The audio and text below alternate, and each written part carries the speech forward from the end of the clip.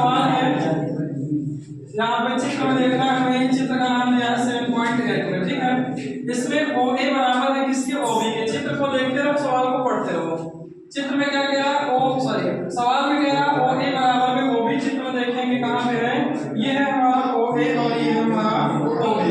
आगे बढ़ेंगे, O D यहाँ पे लिखा है, ओ डी किसके बराबर है, ओ सी के।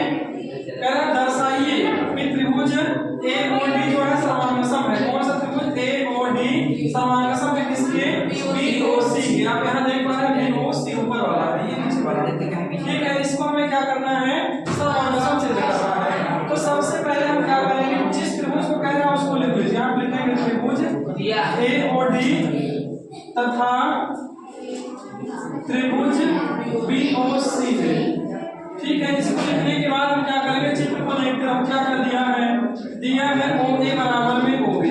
साइड में लिखो, यहाँ पे दिया है, ठीक है। इसके आगे बढ़ेंगे, ओ डी बराबर ओ सी, यहाँ पे लिख देंगे ओ डी बराबर ओ सी, ये भी सवाल में दिया है। अब देखो एक चीज हमें और खोजना है, समांगसम सिद्ध करने के लिए कम से कम हमें 3 चीजें जरूरी होती है। तो यहाँ पे 2 चीजें सवाल में दिया है, तीसरी चीज हम यहाँ से खोलेंगे। तो आप यहाँ देख रहे हैं कि ये 2 लाइन हमारी, कौन सी लाइन, चित्र में लेके सब लोग ए बी और सी डी एक दूसरे को जहाँ पे काट रहे हैं, तो इसके द्वारा जो बन रहा है कोण हमारा, वो कौन सा कोण होगा, सी कोण। तो यहाँ आप लिख सकते हैं कोण सी ओ बी, या ऐसे कोण बी ओ सी बराबर कोण ए ओ डी। नाम लेगा ए ओ डी, इसका नाम लेंगे बगल में शीर्षा भिमुख कोण। इतना बात समझ में आया आपको? चलिए, अब हमें 3 चीजें मिल गई समांगसम सिद्ध करने में, कम से कम 3 चीजें।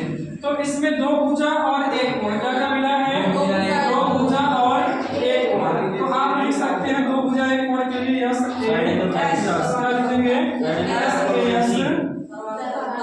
सर्वांग समता से क्या हो जाएगा, ऐसे सर्वांग समता से। तो आप लिखेंगे त्रिभुज ए ओ डी जो है वो सर्वांगसम होगा त्रिभुज बी ओ सी के, ठीक है। इसके आगे इसमें दूसरा सवाल भी है। दूसरा सवाल क्या है, बताइए क्या ए डी समांतर बी सी है, ए डी समांतर बी सी है। ए डी कहाँ पे है, ये है ए डी और ये है बी सी। आइए दूसरा सवाल इसे हम लोग हल कर लेते हैं। तो दूसरा सवाल यहाँ पे क्या सिद्ध करना है, ए डी समांतर बी सी, ठीक है। तो अभी हम लोगों ने यहाँ पे सिद्ध किया कि ए ओ डी समांगसम है बी ओ सी के, ठीक है। तो इस हिसाब से क्या होगा, कोण ए और कोण बी, पूरा नाम यहाँ पे लिखेंगे, कोण लिखेंगे सी बी ओ बराबर होगा कोण क्या, आप कहेंगे ओ ए डी, क्या होगा ओ ए डी। कैसे, तो by C B C D. इस सी बी सी डी का मतलब क्या होता है, सी बी सी डी का मतलब होता है सर्वांगसम त्रिभुजों के संगत भाग क्या होते हैं, बराबर होते हैं, ठीक है। तो इससे हम यहाँ लिख सकते हैं कि कोण सी बी ओ बराबर होगा ए ओ डी के, और ये दोनों कैसे कोण हैं, एकांतर कोण हैं। दोनों कैसे कोण हैं, एकांतर कोण है। और एकांतर कोण कब बनता है, बताइए, एकांतर कोण कब बनता है, जब 2 समांतर रेखा को कोई तिर्यक रेखा काटती है। क्या लिखेंगे, एकांतर कोण कब बनता है, जब 2 समांतर रेखा को